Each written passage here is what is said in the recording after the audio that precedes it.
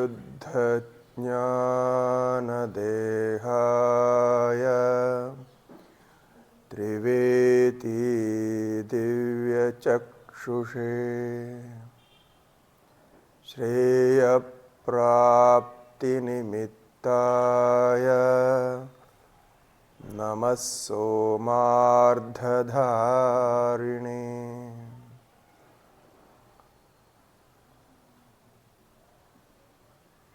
नारायणं नमस्कृत्य नरं चैव नरोत्तमं देवीं सरस्वतीं व्यासं ततो जयमुदीरयेत्। यं ब्रह्मा वरुणेन्द्ररुद्रमरुतः स्तुन्वन्ति दिव्यैस्तवैः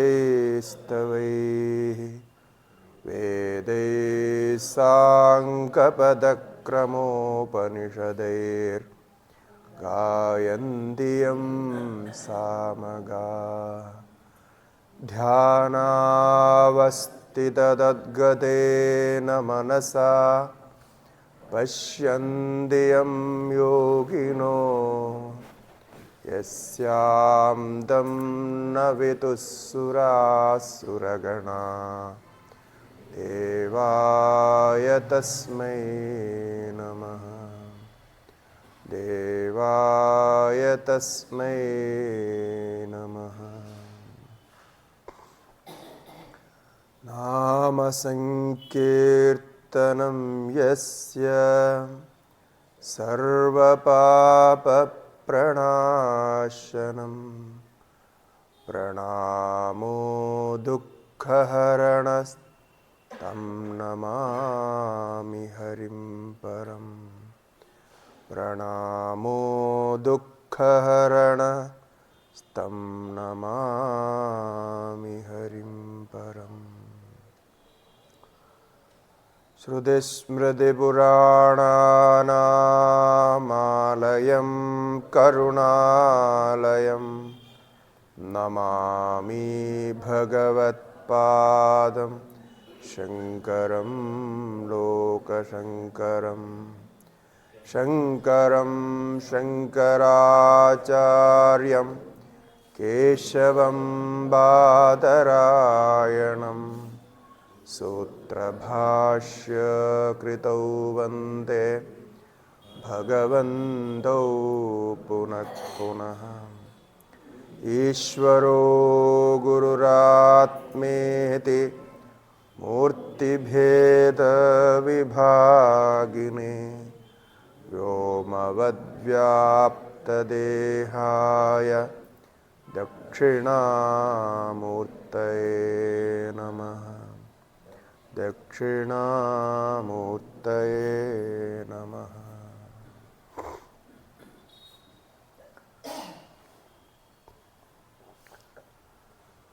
जय गुरु सच्चिदानंद गुरु। जय गुरु सच्चिदानंद गुरु।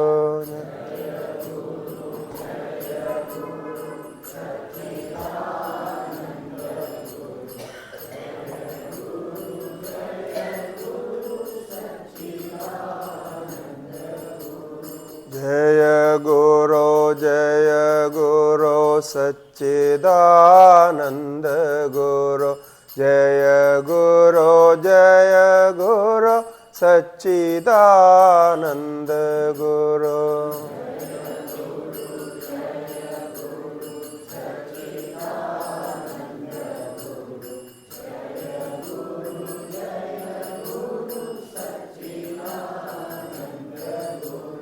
सच्चिदानंद गुरु। जय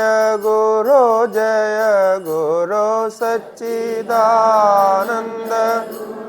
जय गुरु सच्चिदानंद गुरु। जय गुरु सच्चिदानंद।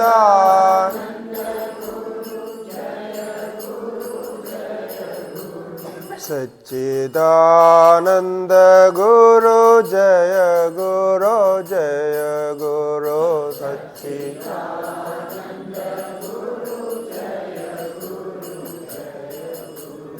जय गुरु जय गुरु सच्चिदानंद गुरु जय गुरु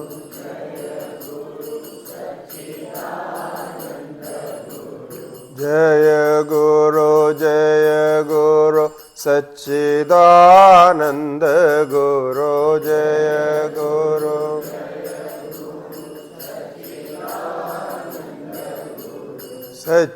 सच्चिदानंद गुरु जय गुरु जय गुरु सच्चिदानंद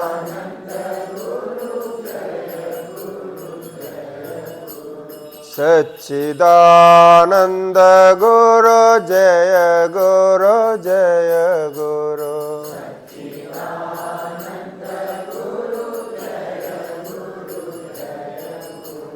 शिवानंद शिवानंद शिवानंद पाहि मां चिदानंद चिदानंद चिदानंद रक्ष मां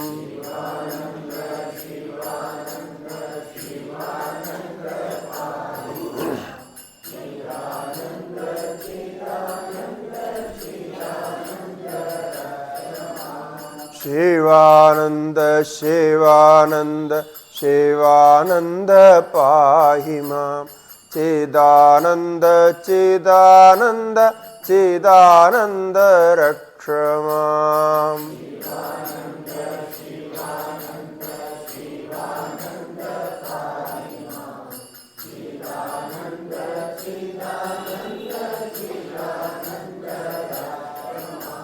शिवानंद पाहि मां चिदानंद रक्ष मां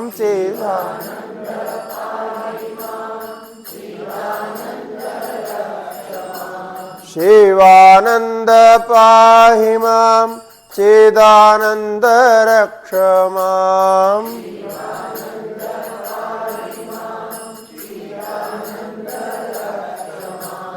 शिवानंद शिवानंद शिवानंद पाहि मां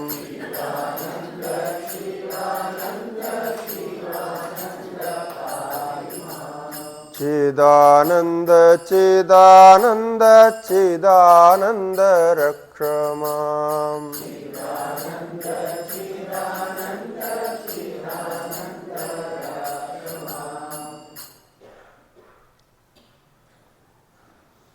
श्री गुरुभ्यो नमः। हरि ओम। नारायण।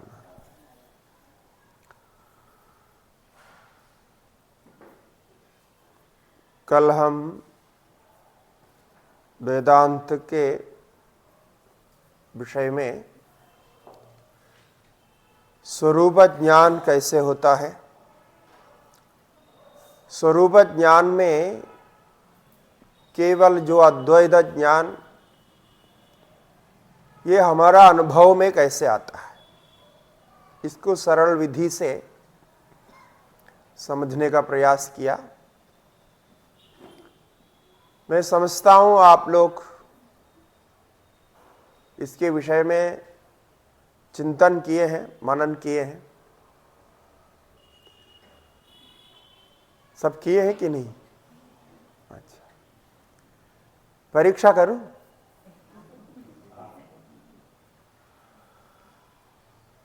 तो ये जो विषय कल विचार किया था, इसको नित्य कर्म में जोड़कर प्रतिदिन कम से कम एक बार, 10 बार, 20 बार, 100 बार करने के लिए नहीं बोल रहे, कम से कम एक बार भी जो कल हम विषय विचार किए उसका परिचिंतन करेगा, मनन करेगा तो धीरे धीरे आपको वेदांत का आंतरिक ज्ञान होगा और उसके साथ मन में शांति, समाधान ये बनेगा। और कोई भी समस्या, दुनिया की कोई भी समस्या आपको विचलित न कर पाएगी, ऐसे स्थिति आपको प्राप्त हो सकती। तो इसके लिए उचित समय प्रातःकाल का होता है। प्रातःकाल जब आप बिस्तर से उठकर बैठेंगे तो थोड़ी देर बैठ कर के उस अवस्था के बारे में, जिस अवस्था से आप बाहर आए, मैं कहां से आया, मैं कहां था और मुझे उस अवस्था में क्या अनुभव हुआ, और उससे बाहर आके अभी ये जागृत अवस्था में मेरा क्या क्या अंग प्रत्यंग काम करने वाले हैं, ये एक बार बहुत सरल विधि से चिंतन करना चाहिए। साथ में भगवान का स्मरण हम जो करते हैं प्रतिदिन, सुबह उठ करके भगवान का स्मरण करें, भगवान को सब समर्पित करें, ये भाव प्रतिदिन आप कर सकते हैं। इसके लिए कोई अधिक प्रयत्न नहीं है, अधिक समय नहीं चाहिए, कोई साधन सामग्री नहीं चाहिए। जहां भी आप सोया होगा, सोने के लिए तो जगह है ना अपने पास, सबके पास, तो सोएंगे, सो करके उठ करके उसमें बैठ ही सकते हैं। तो इतना ही करना है। अब जो है इस ज्ञान में, इस ज्ञान तक पहुंचने के लिए ये जो फल बताया, ये मोक्ष का ही फल है, मोक्ष प्राप्त होगा। ये अंतिम स्थिति है जो आप अपने जीवन में प्राप्त करना चाहेंगे, ऐसी स्थिति प्राप्त होगी। किंतु वहां तक पहुंचने के लिए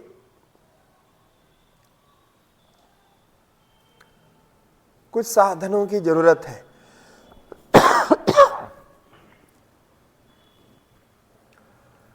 वो साधन को क्रम से करते रहेंगे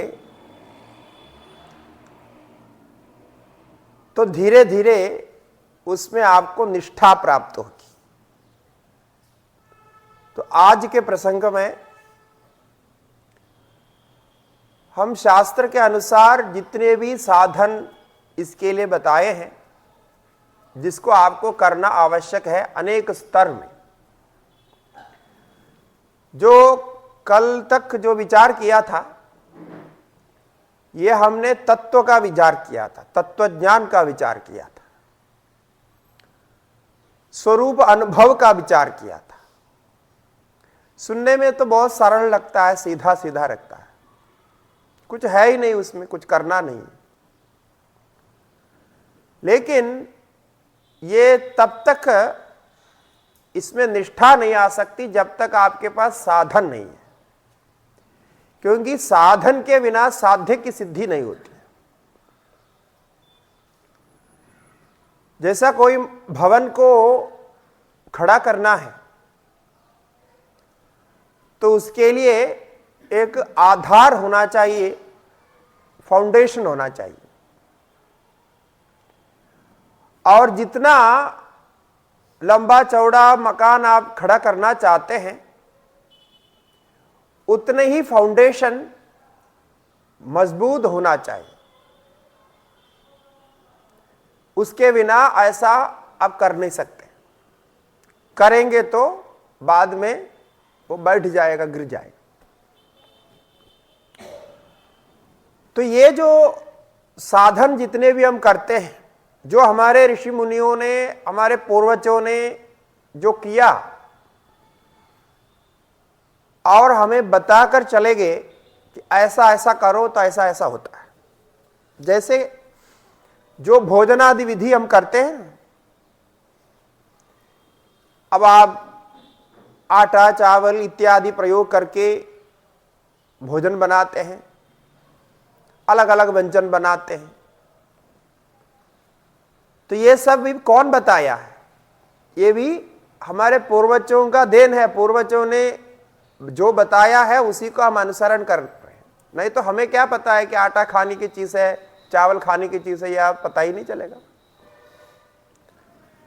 अर्थात यहां से लेकर के, अन्न से लेकर के बाकी जो भी कुछ भी हम प्राप्त करते हैं,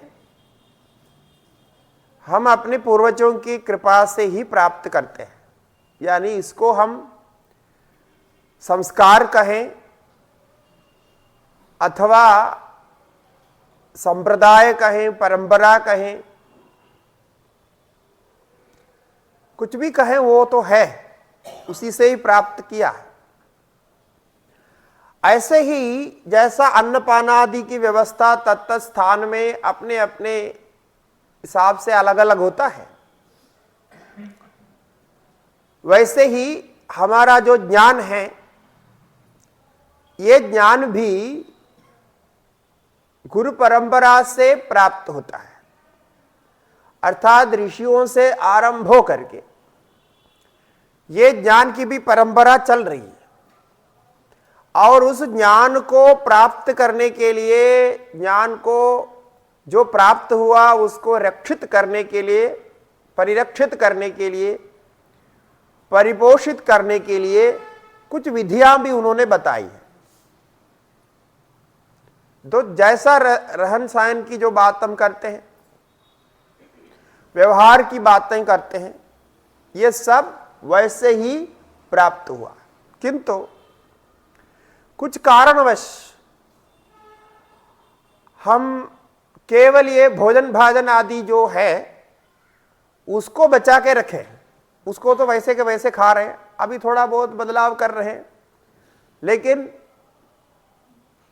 जो नित्य जो करते हैं खाने का, खेती करते हैं इत्यादि, वो तो वैसे ही कर रहा है। बाद में तो अभी बाहर जाकर के कुछ विदेशी तरीके से कुछ खाना आप सब करते हैं, वो तो बस मजे के लिए होता है, ऐसे ही फन के लिए होता है, वैसे साधारण खाने में नहीं आता। वो तो अभी भी बचा हुआ है, शायद कुछ समय के बाद वो भी जा सकता है, लेकिन ये तो कुछ ना कुछ हम बचा के रखे हैं, उस हिसाब से चल रहा है। कुछ दवाइयां हैं, बीमारियां आने पर क्या करना चाहिए क्या नहीं करना चाहिए, वो कुछ दवाइयां हैं, कुछ ऐसे हैं, वो तो बचा के रखे। लेकिन जो ज्ञान की परंपरा है, ये चार पुरुषार्थ प्राप्त करने के लिए हमारे ऋषि मुनियों ने जो ज्ञान की परंपरा चलाई थी, सारे ऋषि मुनि आप देखिए सब गृहस्थ थे, बड़े बड़े गृहस्थ थे। आपको तो एक बच्चा दो बच्चा है, उनके तो अनेक बच्चे थे, और बड़े बड़ी शालाएं, माने बहुत बड़े बड़ी पाठशालाएं, वेद विद्यालय चलाते थे, महाशाला महास्तोत्रिया ऐसा कहते हैं उनके। तो ऐसे थे। तो इसका मतलब ये सब कुछ करते हुए, सारे घर गृहस्थी को चलाते हुए भी उन्होंने ज्ञान को भी बचा के रखे, भोजन पानी आदि जो आप बचा के रखे हैं, इसी प्रकार ज्ञान की परंपरा भी उनके यहां चलायमान थी। और उसी परंपरा में जो कुछ अच्छे अच्छे गुण हैं उनको उन्होंने अपने शिष्यों को बताया, और शिष्यों की परंपरा से वो आती चली, अभी चली आती है हमारे पास। किंतु हमारे मोहवश, अज्ञानवश, अविवेकवश उनको सबको हमने छोड़ दिया। हमने सही रास्ता का चिंतन नहीं किया, अपितु आसानी रास्ता का चिंतन किया। इसका मूल कारण सोचने से ऐसा होगा। सही रास्ता क्या है? सही रास्ता हमेशा आसान हो ऐसा नहीं होता है। सही रास्ता कभी कठिन भी हो सकता है, तपस्यापूर्ण भी हो सकता है, कुछ सहन करना पड़ सकता है, ऐसे रास्ता हो सकता है, लेकिन सही रास्ता होता है। कभी कभी आसानी वाले रास्ता बहुत खतरनाक होता है, यानी आपको नष्ट भी कर सकता है, बहुत रिस्क होता है उसमें। तो ऐसे आसानी रास्ता पकड़ लिया, एक बात ये। दूसरी बात क्या है कि कुछ सैकड़ों साल से जो हमारे शासक रहे, मुगलों का शासन, ब्रिटिशों का शासन और उसके पहले भी कुछ ऐसे शासन रहे, तो उन शासनकारों के कारण, शासकों के कारण जो शासन तंत्र वो हमारे धर्म का विरुद्ध था। यह हमारा अत्यंत दुर्भाग्य है। तो धर्म के विरुद्ध शासन तंत्र यदि सैकड़ों साल चलता है तो क्या होगा? शासन तंत्र से डर करके आप अपने धर्म को छोड़ देंगे। और हम डरपोक तो होते ही है, नहीं है क्या? हम बड़े डरपोक है, बड़े धैर्य हम दिखाते हैं, लेकिन वो खाली बोलने के लिए है, ये दिखाई पड़ता है। कई संतों ने, कई विचारकों ने संघर्ष तो किया, तत्त समय में संघर्ष किया, किंतु पूरी तरह कामयाब नहीं हो पाया। तो ये कारण हो गया कि एक तो हम आसानी का रास्ता पकड़ना चाहते हैं, दूसरा पीछे से शासन तंत्र का अनुमोदन भी हमें नहीं है, मन सहायता भी नहीं, उस हमारा विरुद्ध चला गया। इसीलिए जो ज्ञान परंपरा थी, आदर्श ज्ञान परंपरा, वो लुप्त होती चली गई। किंतु हम जब शास्त्र का अध्ययन करते हैं, शास्त्र विचार करते हैं, और हमें वेदांत का ज्ञान चाहिए या उस प्रकार के कर्म का ज्ञान चाहिए, उपासना का ज्ञान चाहिए, या कोई भी ज्ञान चाहिए जो हमारा हितकर है, उसके लिए उन आचारों का आश्रय लेना होता ही है। उन आचारों का आश्रय लिए बिना आप उन वस्तुओं को सिद्ध नहीं कर सकते। वो ज्ञान आपका परिनिष्ठित नहीं होता है, यानी पक्का नहीं होता, वो डामाडोल होता है, कभी आता है कभी जाता है। जब सत्संग में होते हैं तब अच्छा होता है, जब सत्संग बंद हो जाता है तब वो चले जाता है, क्योंकि बाहर से सपोर्ट नहीं है। तो इसीलिए हम आज जो है, यद्यपि आप सब जानते हैं, ऐसा नहीं कि आप कुछ जानते नहीं, आप बड़े जो है सब साधक है, तपस्वी है, सब है, किंतु फिर भी जो क्रम है उस हिसाब से आपको कुछ बताऊंगा।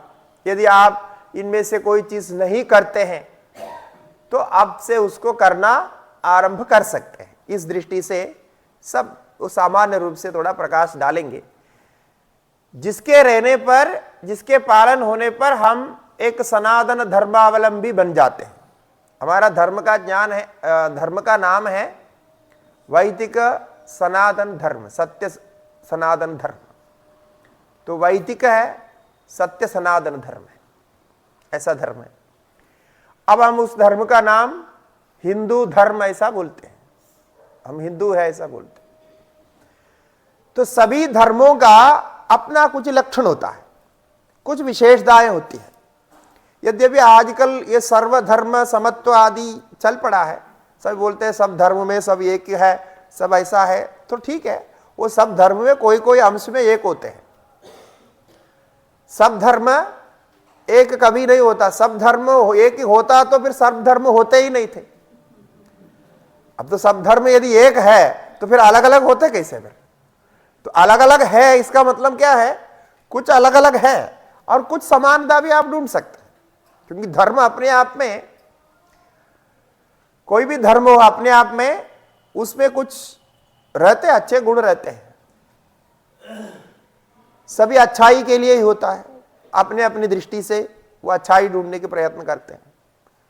जैसा जैसा सिखाया जाता है वैसे ही आप अच्छा मानते हैं, तो ऐसा कुछ हो सकता है, लेकिन पूर्ण रूप से कभी समानता किसी में नहीं होता है।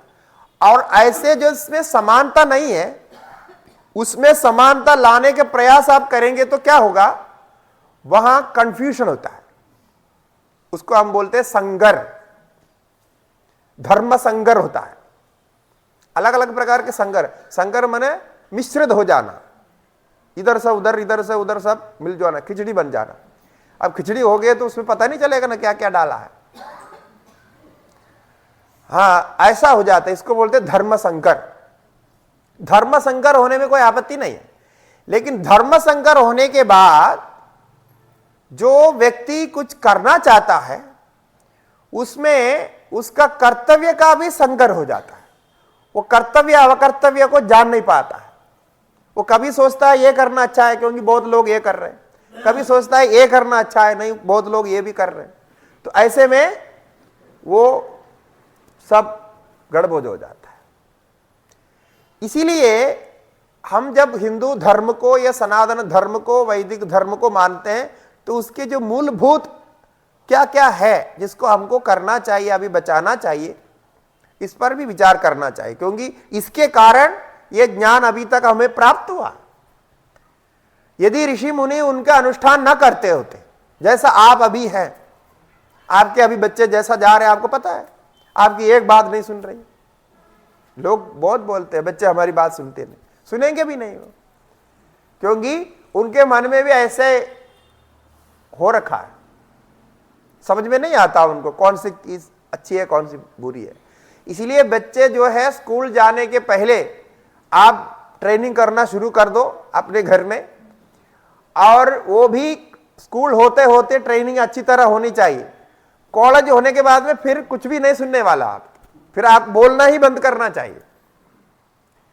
प्राप्तेदु षोडशे वर्षे पुत्रम मित्रवदाचरेत, ये आपने सुना होगा कि जब लड़का लड़की संतान जब 16 साल के हो जाती है तब उनको मित्र जैसा व्यवहार करना चाहिए। ऐसा नहीं कि मेरा पुत्र है इसलिए मैं शासन करूं, सुनना चाहिए, ऐसा बोलेंगे वो नाराज हो जाएगा, उल्टे रास्ते पे जाएगा। आप इधर बुलाएंगे तो उधर जाएगा। बोलना रोज 6 बजे आ जाओ बोलेंगे, कभी 6 बजे नहीं आएगा, या तो 4 बजे आएगा नहीं तो 8 बजे आएगा। ऐसा होता है, उस समय तो छोड़ देना चाहिए।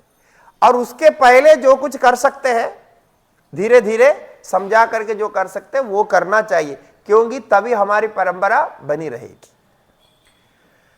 तो अब हम विचार करेंगे कि ये पूरा धर्म का उद्देश्य क्या है।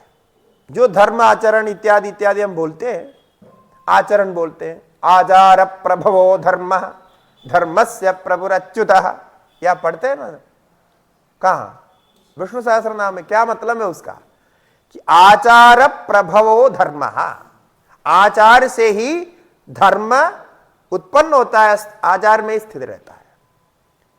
और धर्म की प्रभु, धर्म को चलाने वाला कौन है? हम नहीं चला रहे हैं। धर्मस्य प्रभुरच्युतः, प्रभवत्वात् प्रभु, जिससे धर्म उत्पन्न होता है। धर्म के सारे नियम कहां से उत्पन्न हुआ? भगवान से ही उत्पन्न हुआ। तो इसीलिए धर्म का आचरण की आवश्यकता है, और धर्म आचरण को ही हम स्वधर्म भी बोलते हैं। भगवान ने स्वयं गीता में क्या कहा? स्वे स्वे कर्मण्य अभिरतः संसिद्धिम लभते नरः। इसका सबका हम पाठ करते हैं, लेकिन कभी नहीं सोचते हैं कि वे स्वे स्वे कर्मणि क्या है, कब क्या करना है।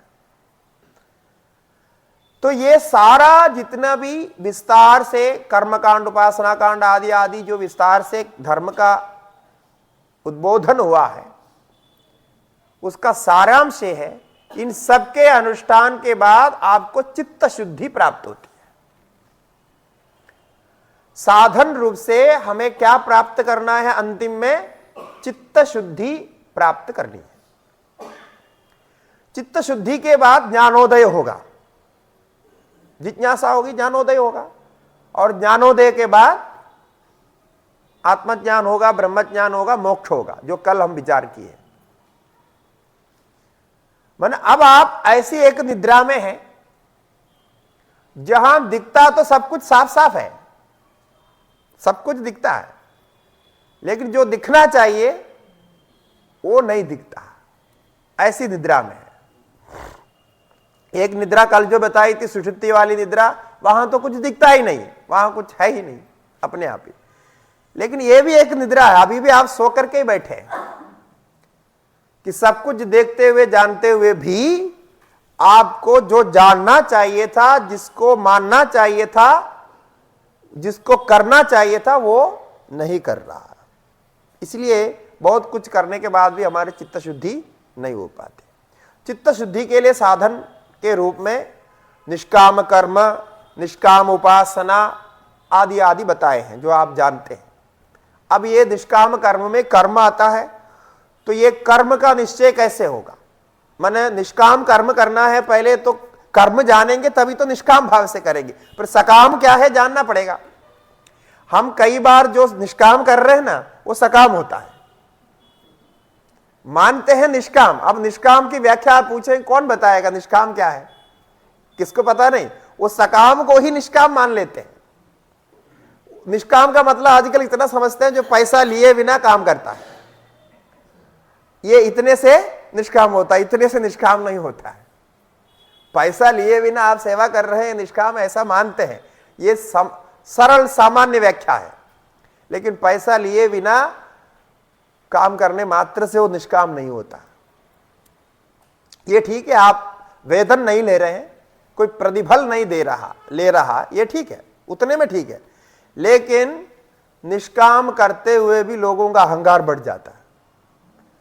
वो सबसे पहले ये अहंकार होता है मैं इतने साल से निष्काम कम कर रहा हूं, ऐसा अहंकार रहता है। मैं ये करता हूं, वो करता हूं, ऐसा करता हूं, बहुत कुछ करता हूं, सब निष्काम भाव से करता हूं, इसका बड़ा अहंकार रहता है। तो ये कैसे आता है कि ये इसलिए कि वो जो निष्काम कर्म कर रहे हैं ना, उससे उसकी कामना रहती है कि मुझे सब लोग एक निष्काम कर्मी के रूप में माने, मुझे पद्मश्री मिले, पद्म भूषण मिले, ऐसी इच्छा रहती है। वो सेवा के लिए देते हैं ना, समाज सेवा के लिए सब दिया जाता है, विशेष कार्यों के लिए, तो सम्मान प्राप्त करने की इच्छा तो रहती है। और स्तुति निंदा, ये निष्काम भाव के लिए कहा। निष्काम कर्म का क्या पहचान है, इसके लिए गीता भाष्य में भगवत्पाद शंकराचार्य जी लिखते हैं कि ये सूत्र है निष्काम कर्म की परीक्षा करने के लिए, कि निष्काम कर्म करने के बाद आपको निंदा और स्तुति का कोई मतलब नहीं रहता है। यानी कोई आपको स्तुति करे, आपने बहुत अच्छा काम किया, ये बोले, ऐसी आशा नहीं रहती है। और कोई निंदा भी करते हैं तो भी आपको कोई फर्क नहीं पड़ता। कोई बोलता है तुम जो कर रहे हैं निष्काम कर्म गलत है, बिल्कुल गलत काम कर रहे हो, तभी उनको कोई फर्क नहीं पड़ता। लेकिन ये काम है कि जो निष्काम काम कर रहे हैं उसमें काम क्या है, कर्म क्या है, ये जानना पड़ेगा, तभी वो निष्काम कर्म होगा। नहीं तो आप कर्म कुछ कर रहे हैं, निष्काम मानना चाहते हैं, किंतु वो कर्म ही गलत है, जो सही कर्म है नहीं, जो आपको करना चाहिए था। तो ऐसा हो तो फिर वो नहीं हो पाएगा। कोई बोलेगा ये गलत काम कर रहे हैं तो आपको संशय आ सकता है। इसलिए निष्काम कर्म करने के लिए कर्म का ज्ञान पहले होना चाहिए, और तुल्य निंदा स्तुतिर, तुल्य निंदा स्तुति होना चाहिए। यदि आपने अच्छा काम किया, स्तुति किया, इसका मतलब क्या है कि आपको उस काम के साथ तो लगाव हो गया, और मैंने किया, अहंकार विमूढ़ात्मा कर्ताहमिति मन्यते। भगवान ने गीता में जगह जगह कहा है इसको कि मैं कर्ता हो गया हूं, अब मेरी स्तुति हो रही है, तो थोड़ा सा छाती फूल जाता है, थोड़ा अच्छा लगता है, आनंद लगता है, ऐसा लगता है। इसका मतलब आपने जो कर्म किया वो निष्काम हुआ ही नहीं। हमारी मांग है उसमें क्या है कि कोई हमारी स्तुति करें, अच्छा बताएं। इसी प्रकार निंदा से भी ऐसा होता है। तो ये तो बात रही कर्म की। कर्म करते समय ये सब होता ही है, तो अहंकार थोड़ा बहुत रहता है। तो वहां भाष्यकार कहते हैं कि ये जो अहंकार है ये कब तक रहता है। तो भाष्यकार सीधा सीधा कहते हैं, यद्यपि अहंकार छोड़ने की बात हम करते रहते हैं, किंतु ये अहंकार अंत तक रहता है, किंतु इसका स्वभाव बदलता है। पहला जितना राजस्विक अहंकार जितना मजबूत था, वो धीरे धीरे बदलता जाता है, सात्विक रूप में परिणत होता है। सात्विक अहंकार रहने पर कार्य उससे हो जाता है, लेकिन उससे कभी दुख नहीं होता है। कोई निंदा करे, स्तुति करे तो उसको कोई फर्क नहीं पड़ता। कार्य के लिए जो अहंकार की आवश्यकता है वो उतने रहते हैं। वो कार्य को सही प्रकार संपन्न करने के लिए उसकी जरूरत है। जैसा कोई अपने को साधक मानता है, तो साधक मानना भी एक अहंकार होता है, मैं साधक हूं ऐसा मानना। इसमें दो भाग रहता है, ये साधक मानना इत्यादि। एक उदाहरण दे रहा हूं, कोई भी उदाहरण में ले सकता।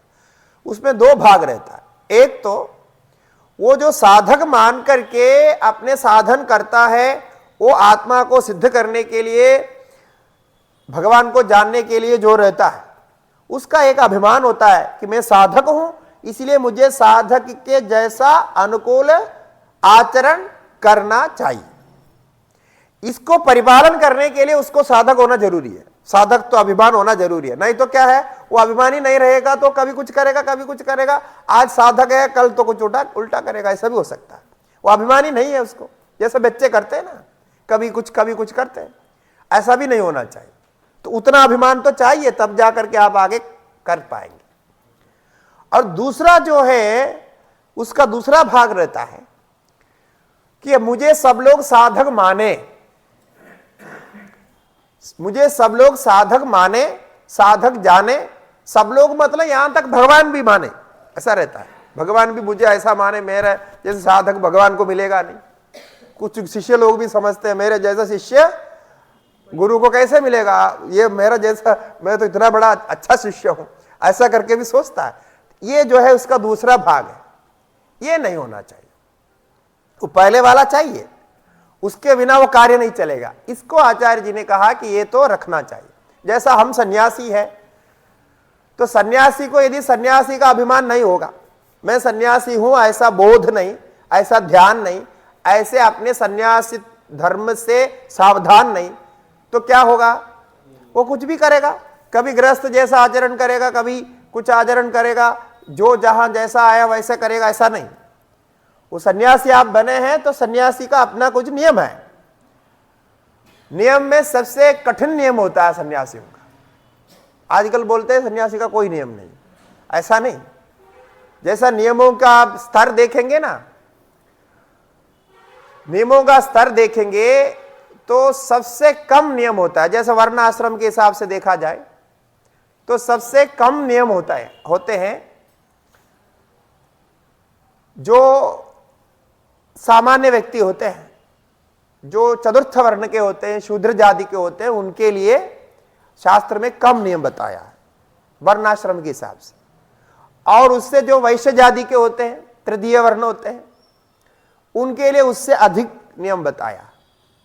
कुछ नियम अधिक है क्योंकि वो शास्त्रीय नियमों का भी पालन करते हैं और वेदाध्ययन आदि भी करते हैं तो करते हैं। उसके बाद क्षत्रिय होते हैं, उनके लिए भी और नियम है, उनके लिए तो बहुत शासन नियम बहुत कुछ बना हुआ।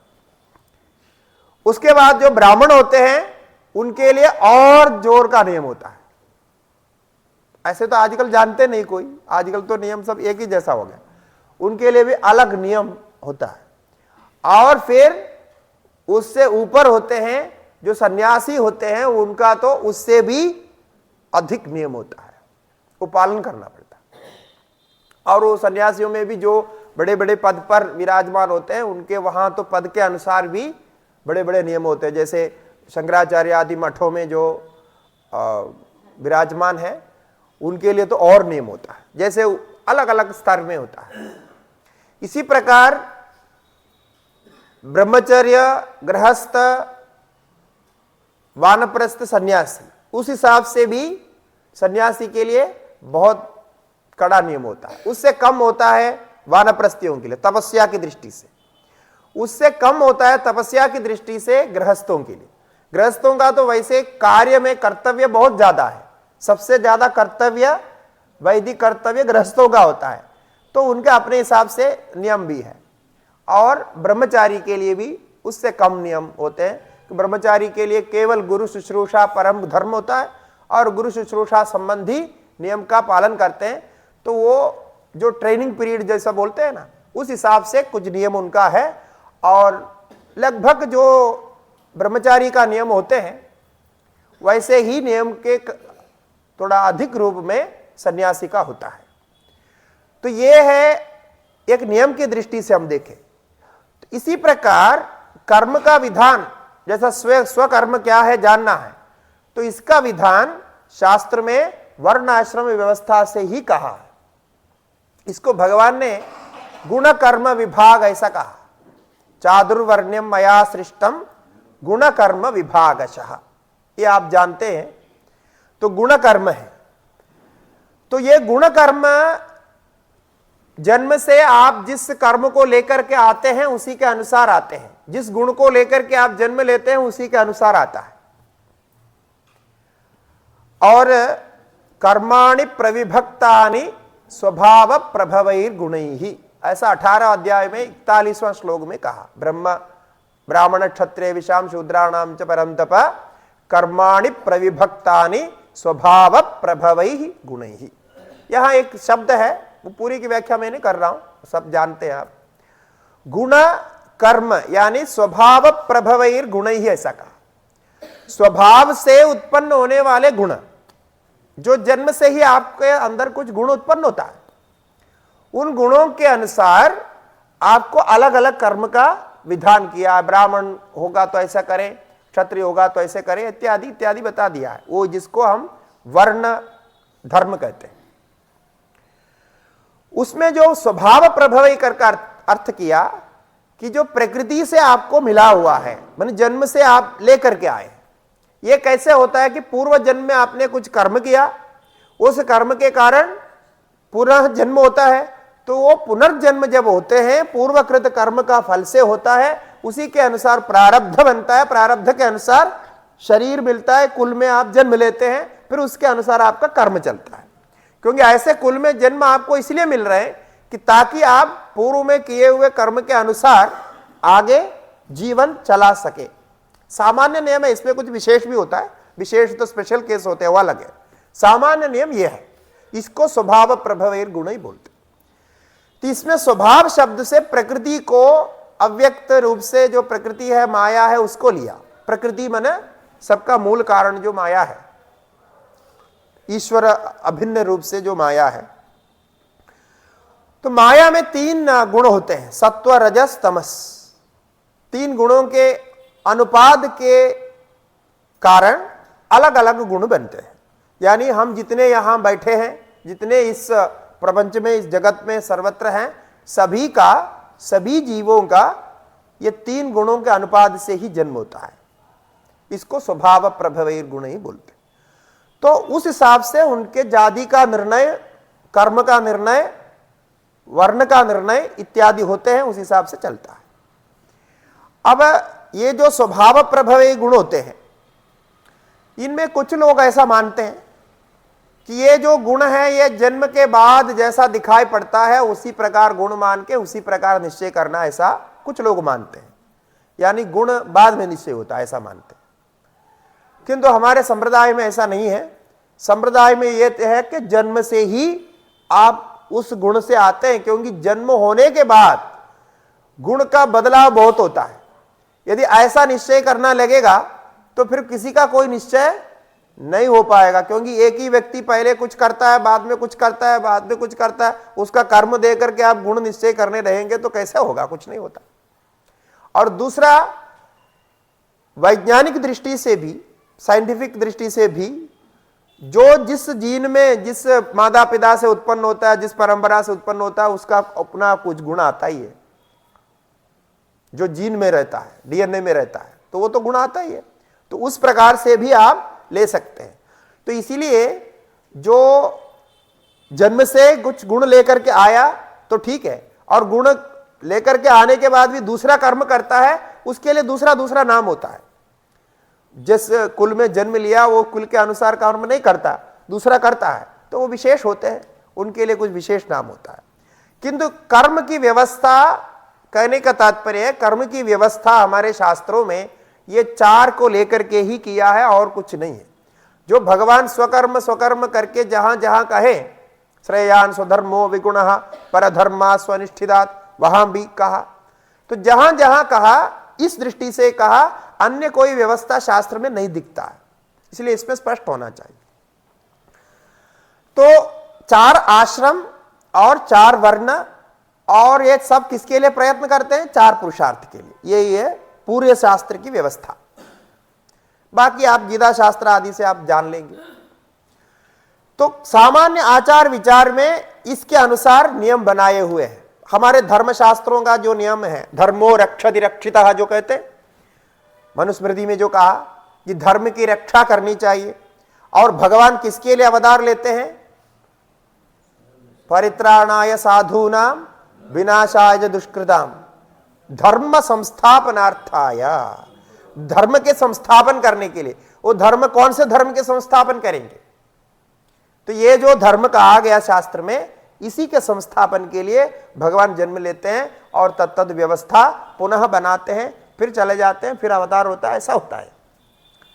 ठीक है, ये एक व्यवस्था हो गई। इसके बाद में जो आध्यात्मिक शास्त्र की व्यवस्था है, उसमें समाधि साधन होते हैं। कल हम जिसके बारे में विचार किए थे, समाधि जो वैराग्य, नित्यानित्य वस्तु विवेक, वैराग्य और समाधि साधन और मुमुक्षुत्व, जो साधन चतुष्टय बोलते हैं, ये साधन चतुष्टय आध्यात्मिक साधन के लिए विशेष है। ऐसा नहीं कि ये और किसी को नहीं होना चाहिए, सबका रहता है, लेकिन ये विशेष रूप से, क्योंकि विवेक के बिना आप कोई धर्माचरण कैसे करेंगे? कोई अविवेकी धर्माचरण करे? वो जितना विवेक का ज्ञान है उतना है, आध्यात्मिक रूप से नहीं, मोक्ष के लिए नहीं, मुमुक्षु रूप से नहीं है, तब भी ये साधन रहते हैं। विवेक, वैराग्य, समाधि साधन और मुमुक्षुत्व, ये साधना चतुष्टय विशेष करके आध्यात्मिक साधकों के लिए। अब जो है, जो आश्रम कर्म हम कहते हैं, आश्रम कर्म न, जैसे अभी ये शिवानंद आश्रम है, तो शिवानंद आश्रम को भी आश्रम कहा जाता है ना। तो आश्रम का अर्थ यहां आने पर विश्राम मिलता है, ऐसा है, आराम मिलता है, ऐसा कहते हैं कुछ लोग, लेकिन नहीं है। ये आश्रम का अर्थ होता है समन्दात श्रमः, मन बहुत श्रम करना पड़ता है जहां, ऐसा है, उल्टा अर्थ है। आप जो समझ रहे हैं उसका उल्टा है। आप बोलते हैं आश्रम में जाने से शांति मिलेगा, चुपचाप बैठ सकते हैं, सत्संग सुनने को मिलेगा, भजन करने को मिलेगा, ये लगता है आपको। तो घर से फ्री होने के लिए आश्रम में आते हैं ना लोग घर के झंझट को छोड़ने के लिए, तो ऐसा सोचते हैं, लेकिन इसका अर्थ ऐसा नहीं। यहां आसमंदा श्रमः यस्याम अवस्थायाम, नहीं तो यस्मिन स्थाने, उसको कहते हैं आश्रम। ये व्याख्या मेरी नहीं है, ये निरुक्तकार की व्याख्या है, माने शास्त्रीय व्याख्या यही है। इसका अर्थ यह है कि आश्रम माने आप वहां जाने से बहुत सारे नियम लग जाएंगे। अभी बहन नहीं सुनाई थी, मोबाइल बंद रखना चाहिए, वो रोज बोलती है। तो देखिए वो बोलना पड़ता है। अब हमारे कुछ जो है, अभी कुछ लोग हमको बोल रहे थे, हमारे वहाँ उत्तरकाशी में आजकल एक ऑफिस शुरू किया, तो वहाँ लोगों को काम नहीं है, लड़कों को काम नहीं है करके हमने किसी को प्रेरणा दी और उनको इच्छा हुई, तो वो आकर के वहाँ एक ऑफिस सेट किया, मैंने कम से कम 20-22 लोगों को काम मिले, वहाँ के लोकल लोगों को। ऐसे वो अकाउंटिंग का काम करते हैं, अकाउंटिंग का एक ऑफिस सेट किया, अभी कुछ 2 साल पहले की बात है। तो 1 साल चला और लड़के आए, काफी अच्छी, मतलब सारी व्यवस्था है, सब कुछ बहुत बढ़िया सिस्टमेटिक चलते हैं। वो है, वो दक्षिण का है, उनकी कंपनी पूरे दक्षिण में है, लेकिन उन्होंने इधर आकर के शुरू किया लोगों को नौकरी देने के लिए। अब पहाड़ में कोई आता नहीं, ऐसे कंपनी कोई चलाता नहीं, क्योंकि वहां व्यवस्था है ही नहीं, नेट की व्यवस्था इत्यादि सब जैसा शहरों में मिलता है वैसा मिलता नहीं। फिर भी उन्होंने रिस्क लेके पैसा खर्च करके सब कुछ किया।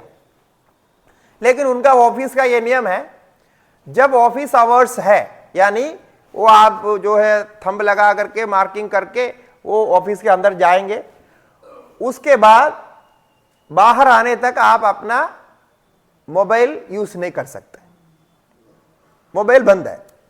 जब बाहर आएगा तभी मोबाइल यूज होगा। आपका मोबाइल बाहर रख दिया जाता है और उस समय वो करते हैं।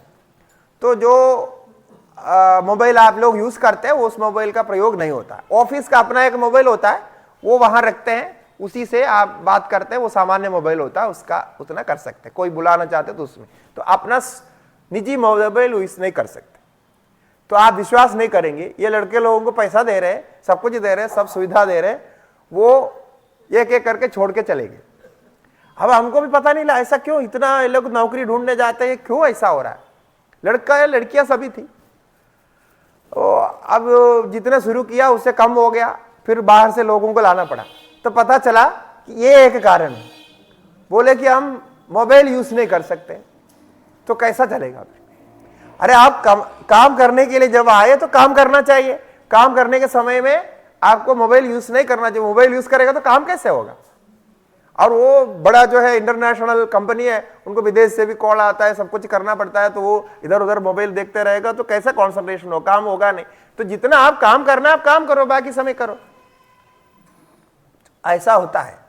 इसीलिए हम इतने को भी रोकने के लिए तैयार नहीं होते हैं और फल तो चाहते हैं। तो आश्रम का मतलब यहां आने पर वो नियम लागू होगा, यहां आने पर बंद रखना चाहिए। उतने में कोई आकाश गिर नहीं जाता। तो अभी देखिए मैं आकर के इधर 1.5 घंटा बैठ रहा हूं कि मैं मोबाइल चला रहा हूं क्या। अब वो काम तो हमारा बहुत है, बहुत सारे कार्यक्रम है, बहुत सारे आगे का पीछे का क्या क्या होता है, लेकिन ये इतने 1.5 घंटे में कोई आकाश गिरने वाला कोई काम नहीं होता। यदि कोई मर गया तो मर गया, कोई बात नहीं, वो मर ही गया। और कोई जिंदा हो गया तो जिंदा है, वो ठीक है। और वो तो होता ही रहता है। मोबाइल आने के पहले भी हो रहा था, अभी भी हो रहा है, ठीक है। आपको जानकारी चाहिए तो जानकारी के अनुसार होता है। तो ये नियम होता है, ये नियमों का पालन करना है। तो शास्त्रीय कुछ नियम बनाए कि आप ब्रह्मचारी हैं तो ऐसे नियमों का पालन करें। ये नियमों का पालन करने को ही ब्रह्मचारी कहते हैं। वो कपड़ा पहनने को ब्रह्मचारी नहीं कहते। सफेद कपड़ा पहन लिया, छोटी रख दिया तो ब्रह्मचारी नहीं। तो वो उनको कहते हैं श्रम।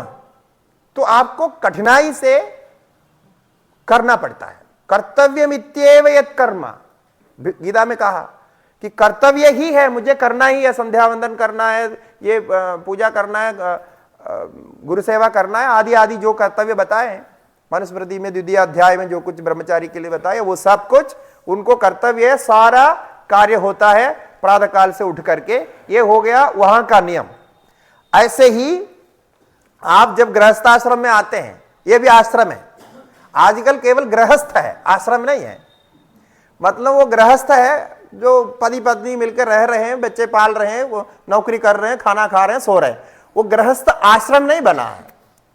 आश्रम बनने के लिए ये सारा नियमों का पालन करना पड़ेगा। आपको नित्य कर्म करना है, नैमित्तिक कर्म करना है, काम्य कर्म चाहिए तो वो भी करना है। यदि कुछ गलती हो गया तो प्रायश्चित्त कर्म करना है और निषिद्ध कर्मों को छोड़ना है। इतना सारा आपको गृहस्थ में करना पड़ता है, तब जाके आप गृहस्थ आश्रमी बनेंगे। अब आप गृहस्थ है, आश्रमी नहीं होते। आश्रमी होने के लिए ये सारी जानकारी आपको चाहिए। आप सोचते हैं भगवान को थोड़ा नमस्कार किया, पूजा किया, थोड़ा आरती उतारी तो हो गया, हमारा जो है भक्ति हो गई, हमारा धर्म हो गया, बाद में भोजन बनाया खाया वो उससे हो जाए, ऐसा नहीं। बहुत कुछ है। तो नित्य कर्म, नैमित्तिक कर्म, काम्य कर्म और प्रायश्चित्त कर्म, ये 4 प्रकार के तो कर्म कर्तव्य होते हैं, आपको अवश्य कर्तव्य होते हैं। ये अलग अलग आश्रमों के लिए अलग अलग है।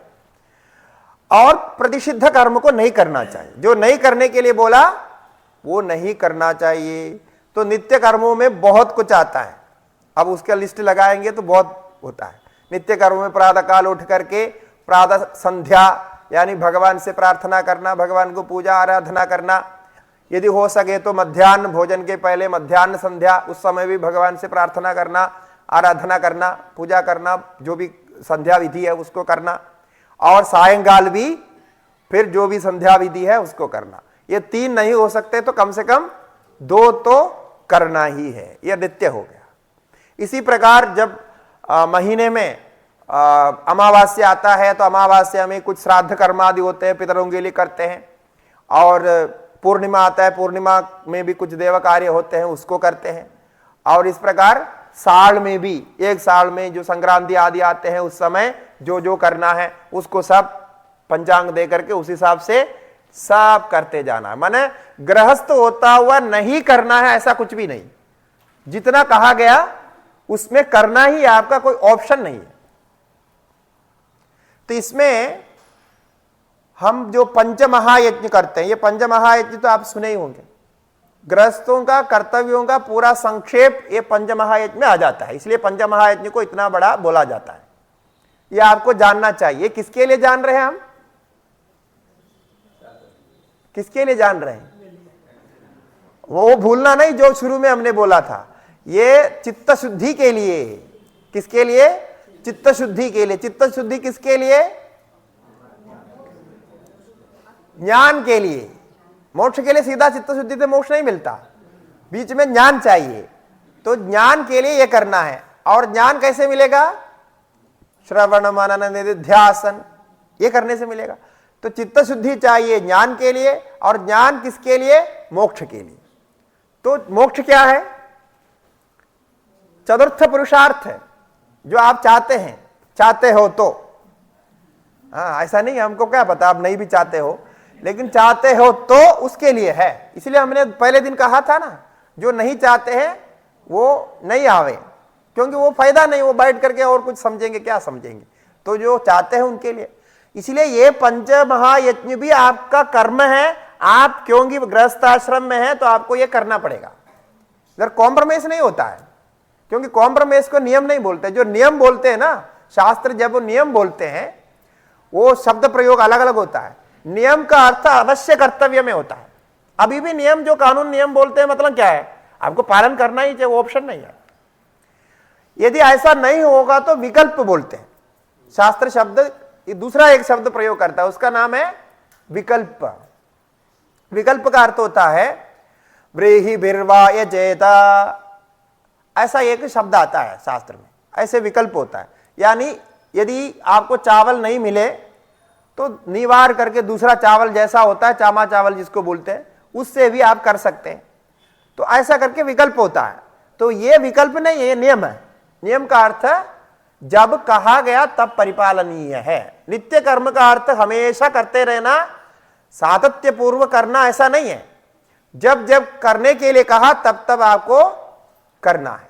ठीक है, ये हो गया नित्य कर्म। इसके अंदर पंचमहायज्ञ हम बोलेंगे संक्षेप में, क्योंकि सारा अभी बताने के लिए टाइम नहीं है हमारे पास। तो पंचमहायज्ञ में क्या आता है? पहला आता है देवयज्ञ। देवयज्ञ, देवयज्ञ अथवा ब्रह्मयज्ञ। देवयज्ञ कहते हैं देवताओं को हविष देना, अर्थात जो पूजा पाठ आप कर रहे हैं, प्रातः काल देवता को, देव को नमस्कार करके पूजा पाठ जो कर रहे हैं, वो है देवयज्ञ।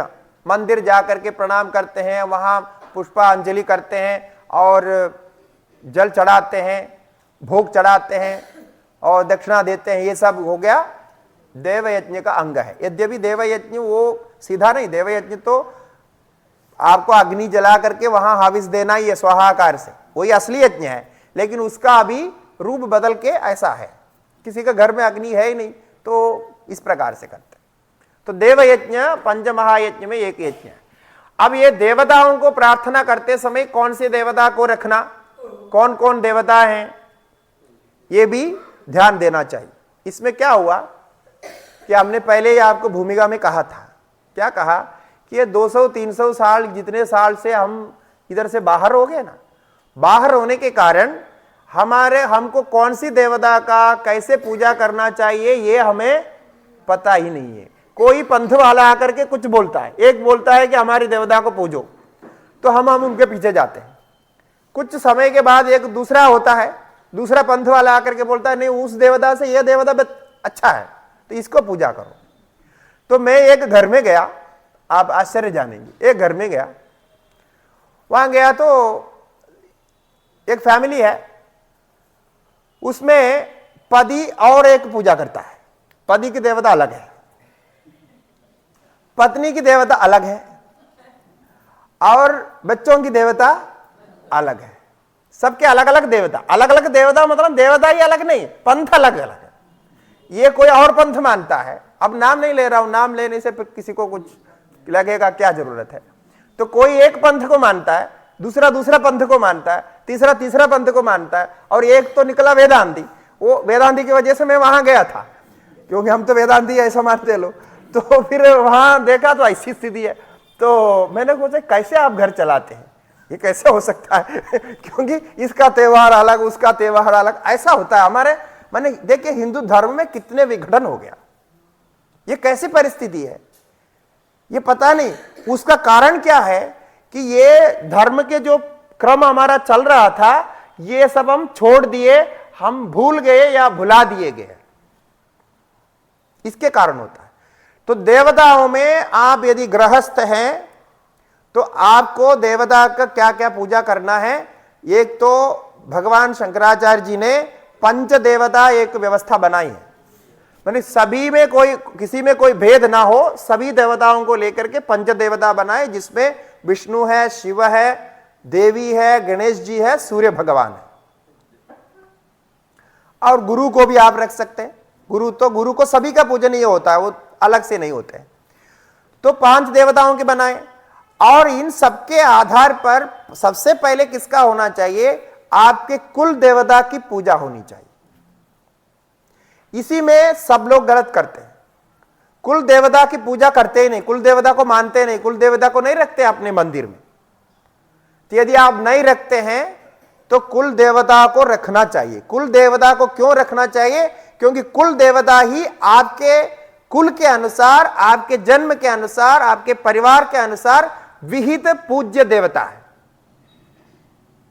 आपके वहां देखा होगा ना, आपके कोई भी मांगलिक कार्य होते हैं, सबसे पहले कहां जाते हैं, कुल देवी के पास। कुल देवता का मतलब देवी भी होता है, देव भी होता है, ये समझना।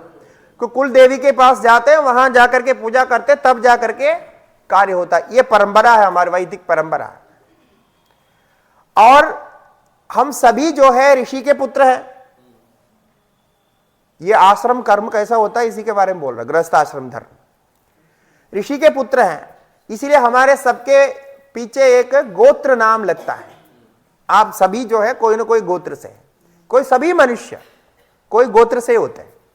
ये गोत्र जो है सप्तर्षि से बने अथवा 8 ऋषि से बने, फिर उनकी परंपरा से अनेक ऋषि हो गए, एक एक ऋषि का अनेक अनेक परंपरा हो गए, ऐसे होके बहुत विस्तार से गोत्र है हमारे पास। सभी अपने अपने गोत्र जानते हैं। ये गोत्र का प्रयोग होता है विवाह आदि में निश्चय करने के लिए होता है।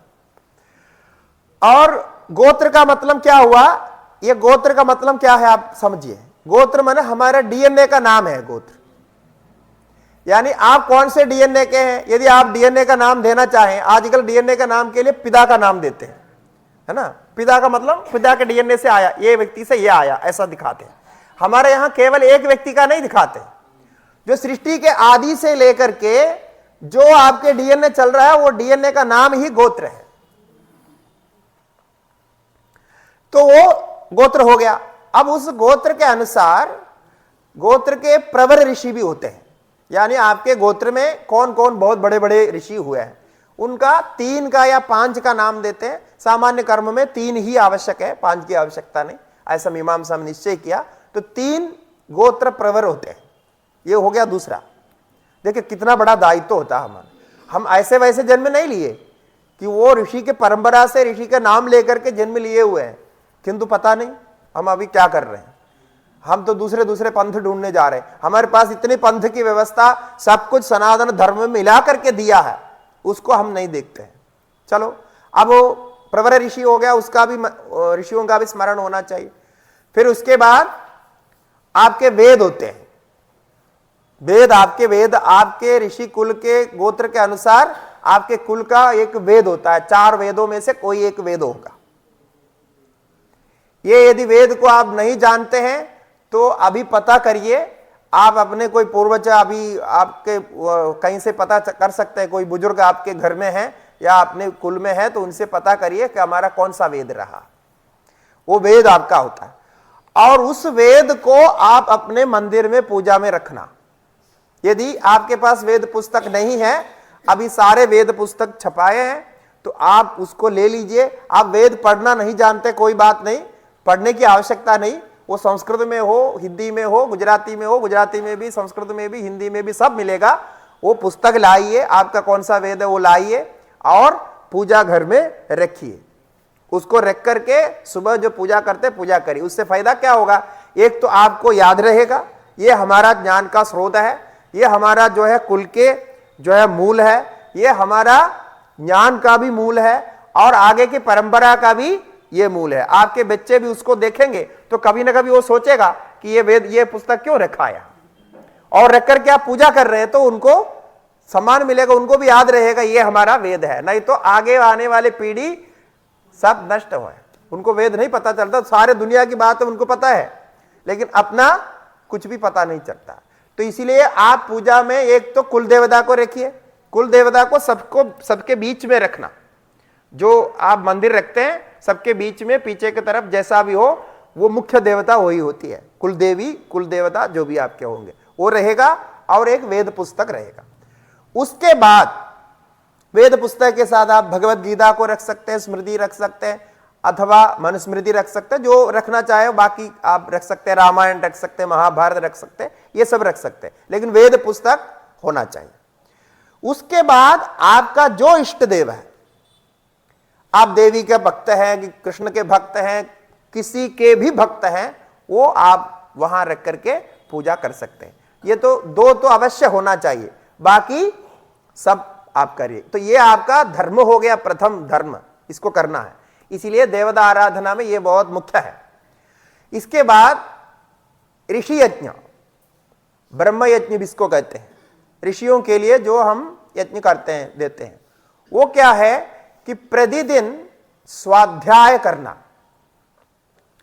स्वाध्याय का वैसा तो सीधा अर्थ है कि आपका जो वेद है, जो वेद शाखा है, उसका अध्ययन करना, ये था नियम। लेकिन अब वो हो नहीं पाएगा। कारण क्या है? वो उसका स्वर आदि जानने के बाद ही उसको पढ़ सकते हैं। तो पुस्तक केवल वेद का रखिए, कोई बात नहीं। उसके बाद आप स्वाध्याय के रूप में विष्णु सहस्त्र नाम, जो भी भगवान आपके इष्ट हैं उनके सहस्त्र नाम का पाठ करिए प्रतिदिन। रामायण आदि का जो पाठ कर सकते हैं उसका पाठ करिए। जो आप जानते हैं उसका पाठ करिए, लेकिन जरूर पाठ करिए, स्वाध्याय जरूर करिए, नित्य कर्म है। कुछ ना कुछ आपको पाठ करना ही है, ठीक है। यह हो गया ब्रह्म यज्ञ। इतना करने पर ब्रह्म यज्ञ पूरा हो जाता है। ब्रह्म यज्ञ में और कुछ नहीं है, इस स्वाध्याय करें, नित्य स्वाध्याय करें। जो जो हम कर सकते हैं, गीता का पाठ करें या जो कर सकते हैं वो नित्य स्वाध्याय करें। वो तो आप करते आ रहे हैं, इसका नाम ब्रह्म यज्ञ हो गया। तो देव यज्ञ, ब्रह्म यज्ञ दो हो गया। तीसरा है पितृयज्ञ। तीसरा है पितृयज्ञ, अर्थात हमारे जो पूर्वज हुए हैं पितर, उनके लिए कुछ समर्पण करना, उनको धन्यवाद देते हुए कुछ आराधना करना, प्रार्थना करना। तो इसको हम श्राद्ध नाम से कहते हैं, किंतु जब नित्य हम करते हैं तो उसका नाम है तर्पण। अर्थात पितरों को स्मरण करते हुए कुछ जल दान करते हैं, जो हम दे सकते हैं उनको वो करें। और जब श्राद्ध का समय आता है, मास श्राद्ध कोई करते नहीं आजकल, लेकिन साल में जो श्राद्ध का समय आता है, पितरों के लिए जो श्राद्ध कर्म करना है उसको करना है। क्योंकि ये भी इसलिए है कि हमारा शरीर उनसे मिला हुआ है। ये शरीर के जो सामग्री है ना, वो किसने दिया है? वो ऋषि परंपरा से, कुल से, उनसे मिला हुआ है। तो आपका इसमें कुछ भी नहीं है। उस दिन बताया था ना, पहले दिन, आपका इसमें क्या है? कुछ नहीं है, ये सब बाहर से मिला हुआ है। तो पितरों ने ये दिया है, इस शरीर से आपको सब कुछ कर रहे हैं, इसलिए उनके लिए धन्यवाद देना है, धन्यवाद ज्ञापन कि आपने ये शरीर दिया इसलिए हम ये काम कर पा रहे हैं, तो आपको धन्यवाद। इतना स्मरण करके पितृयज्ञ हो जाता है। और जैसे श्राद्ध आदि कर सकते हो वैसा करना चाहिए। श्राद्ध शब्द का अर्थ ही ऐसा है, श्रद्धा से जो किया जाए वही श्राद्ध है। तो इस प्रकार श्राद्ध कर्म होता है। तो प्रतिदिन पितरों का स्मरण करें, जो जल आदि चढ़ा सकते हैं उसको चढ़ाएं। उसकी भी विधि है, यदि विधि आप जानना चाहते हैं तो कोई पंडित जी को पूछ के विधि जान करके कर सकते हैं। और तीसरा है नृयज्ञ होता है। नृयज्ञ माने नृ शब्द का अर्थ नर होता है, नर यज्ञ। अर्थात अतिथियों के पूजन करना, किसी को अन्नदान देना। किसी को माने अतिथि यज्ञ में एक अतिथि को, मनुष्य को ही अन्नदान देना होता है। तो कोई भी किसी को खिला करके ही भोजन ग्रहण करना होता है, गृहस्थों का ये नियम था। ये अतिथि पूजन होगा। और अभी आप सीधा नहीं कर सकते हैं तो कहीं दान में दे सकते हैं। प्रतिदिन थोड़ा निकाल करके, पैसा निकाल कर रखें और कहीं जो अन्नदान चलता है, मंदिर आदि में जहां अन्नदान चलता है वहां आप दे सकते हैं। और पांचवा है भूत यज्ञ। भूत यज्ञ आप कर सकते हैं प्रतिदिन।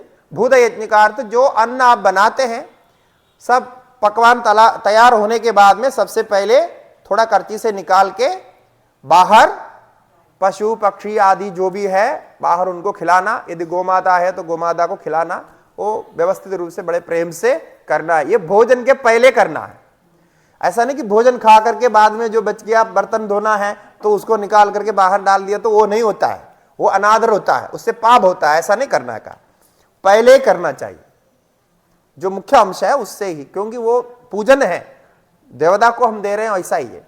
इस प्रकार भूत यज्ञ, ये 5 जो है आपका अवश्य कर्तव्य होता है। और गृहस्थों के कारण ही हम लोग जीवित हैं।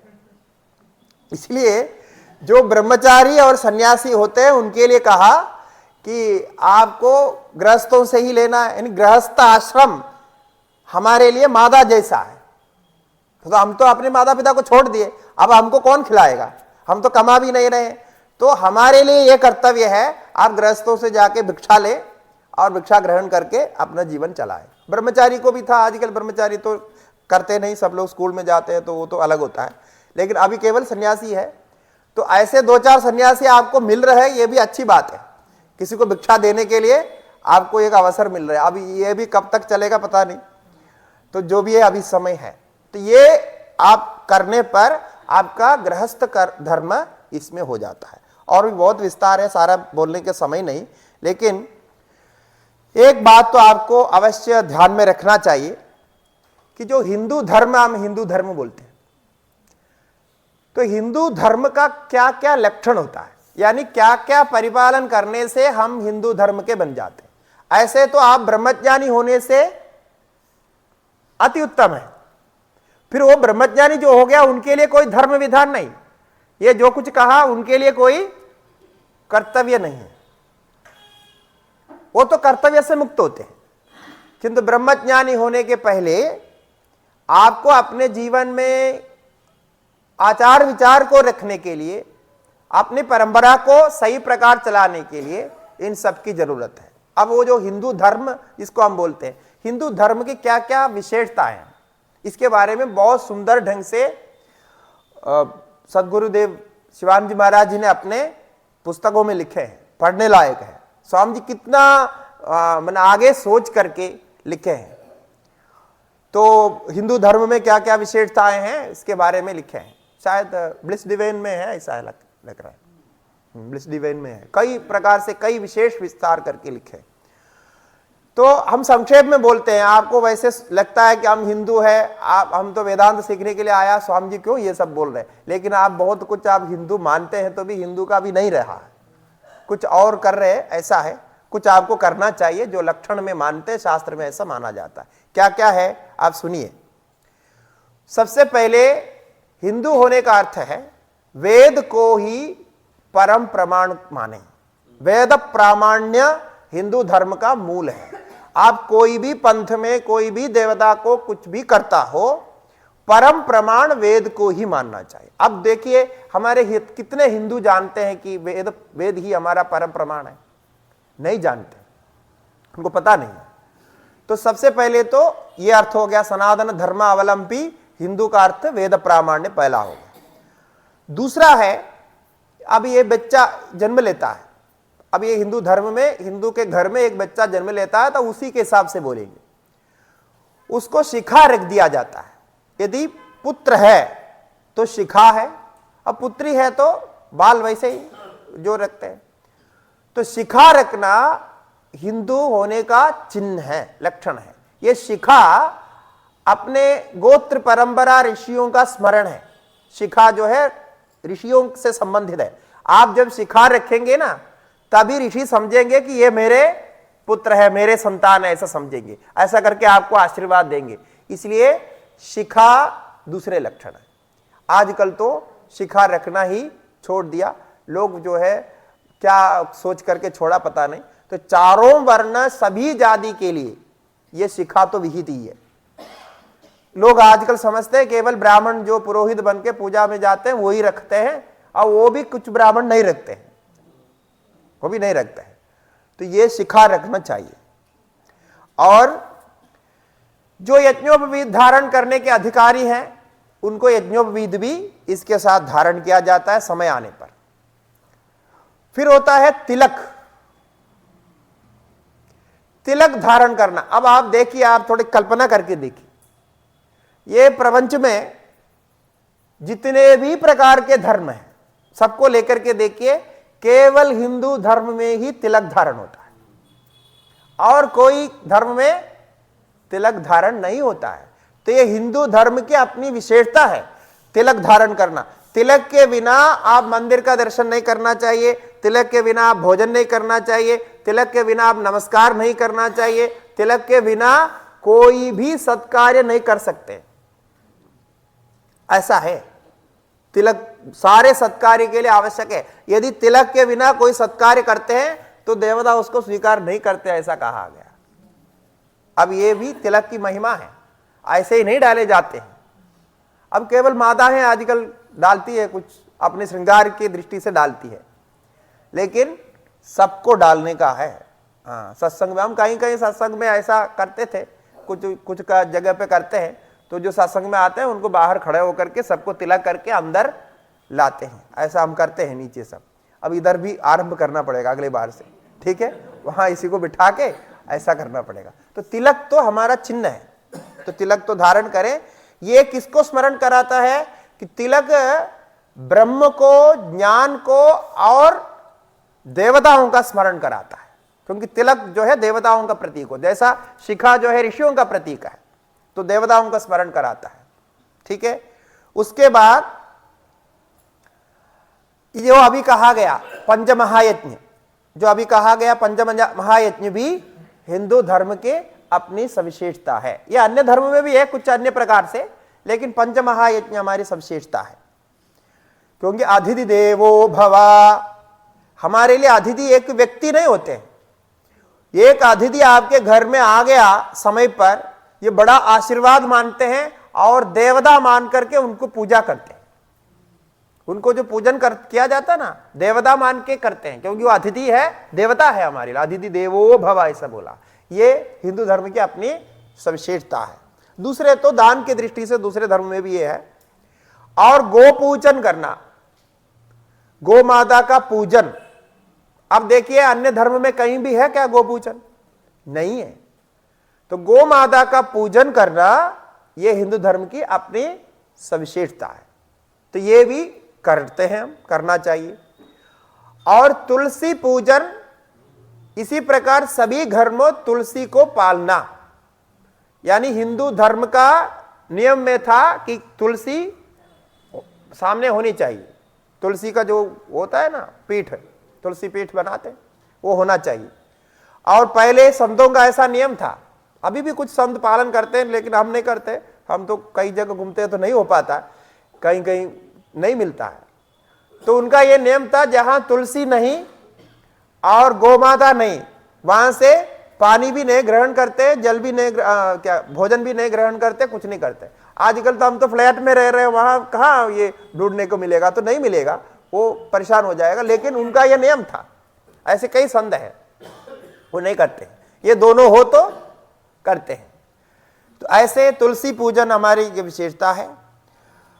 और प्रतीक उपासना अर्थात मूर्ति उपासना, देवता पूजा के साथ जो मूर्ति रख करके उपासना करना, प्रतीक उपासना, ये हमारे ये विशेषता है। प्रतीक का अर्थ होता है कि ये मूर्ति, जो भगवान की मूर्ति भी एक प्रतीक है।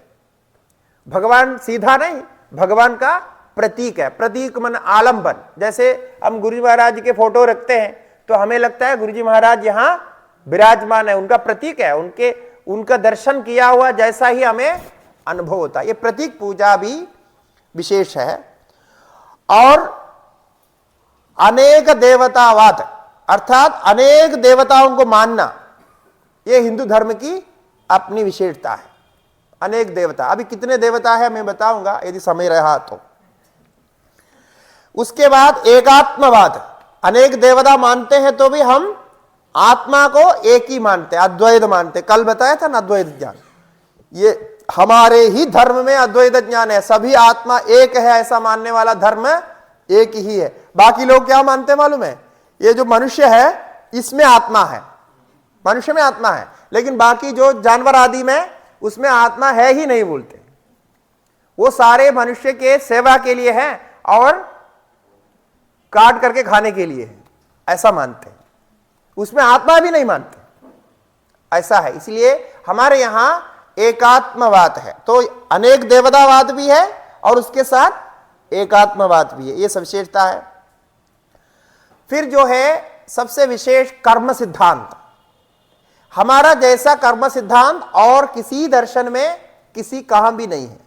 तो कर्म करने के बाद कर्म का फल क्या होता है, उसके बाद उसके द्वारा पुनर्जन्म होता है, अनेक जन्म हम मानते हैं, इसलिए अनेक जन्मवाद भी हमारे यहां होता है, कर्म सिद्धांत के अनुसार होता है। आप कर्म सिद्धांत के अनुसार जन्म लेते हैं।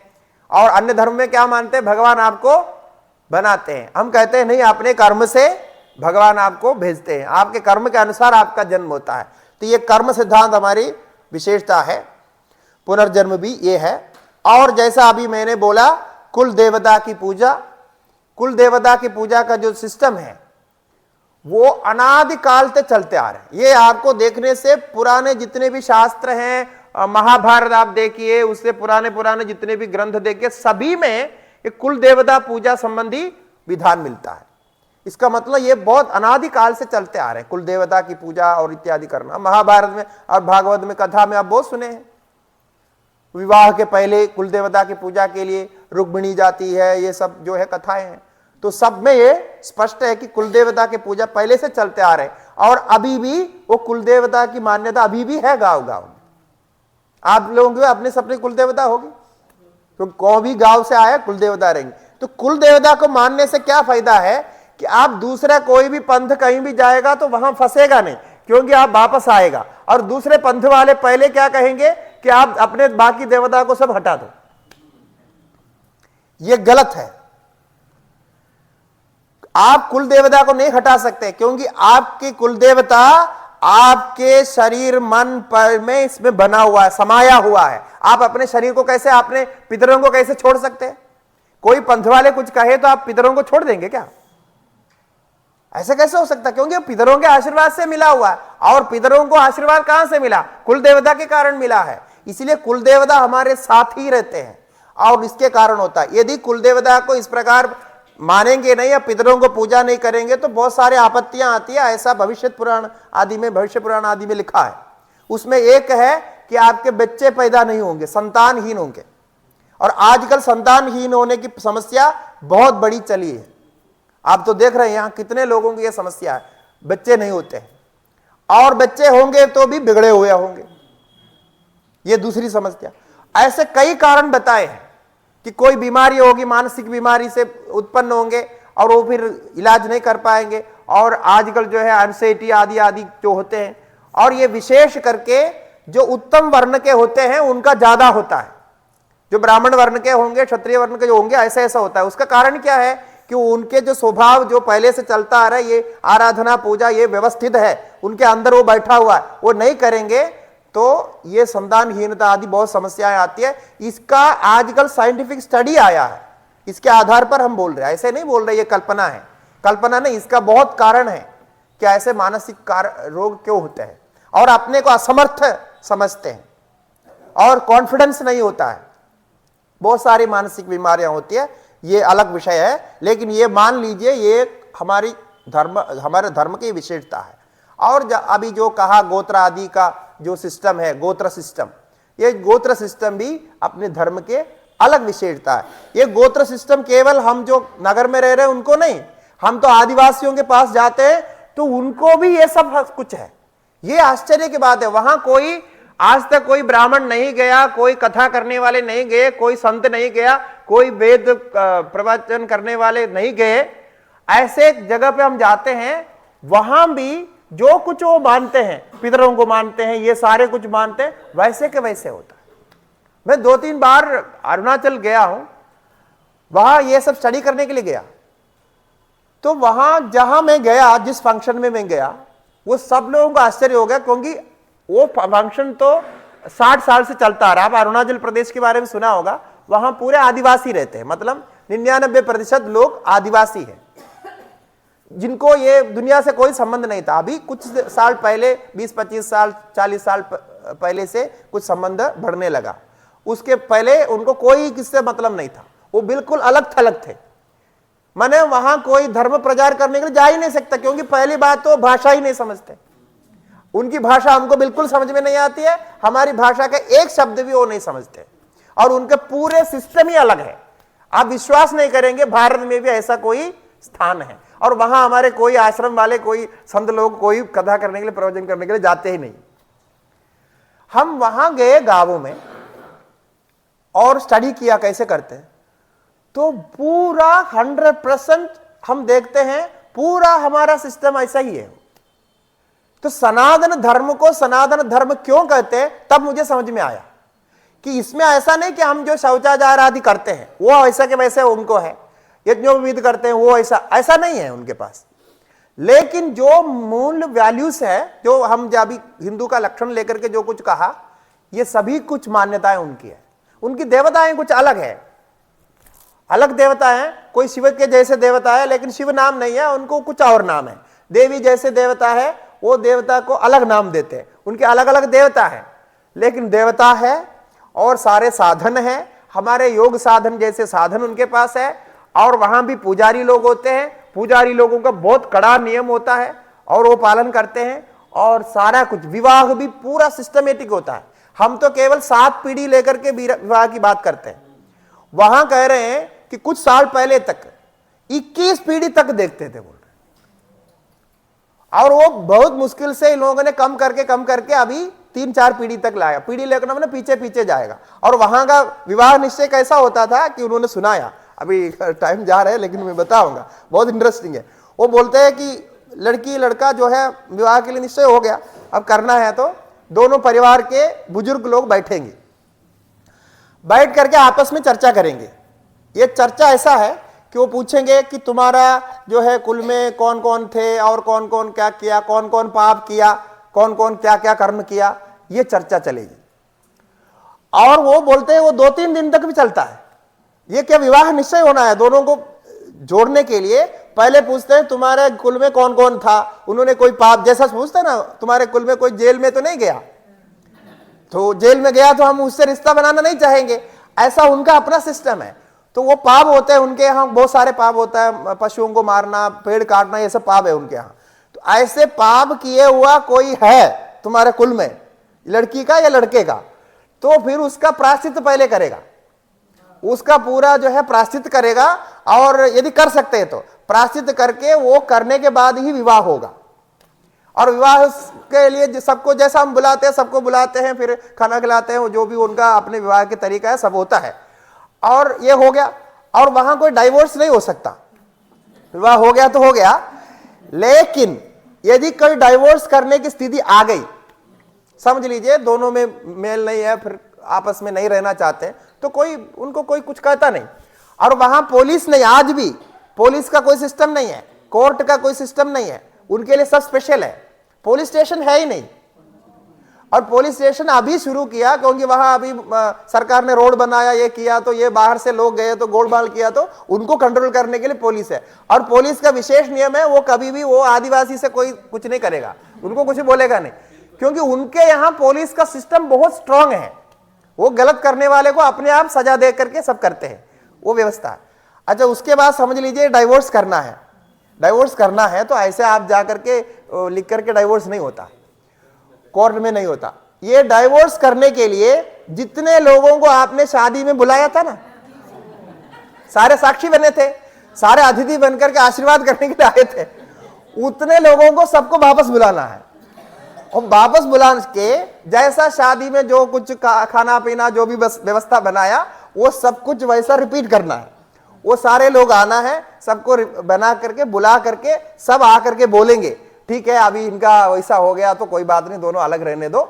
ऐसे करके वो लोग, क्योंकि उन्होंने आशीर्वाद देकर के विवाह कराया, जब वो अलग करना है तो भी उनको आना पड़ेगा ना साक्षी को। ऐसा है सिस्टम। मुझे सुनकर के आश्चर्य लगा कितना परफेक्ट है देखिए।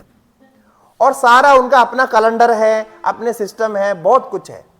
तो ये क्या दिखाता है? और पितरों को मानना, ये मेरा बहुत विशेष विषय था कि ये पितरों को मानते कि नहीं मानते। हमारे श्राद्ध जैसे कर्म मानते, बिल्कुल मानते।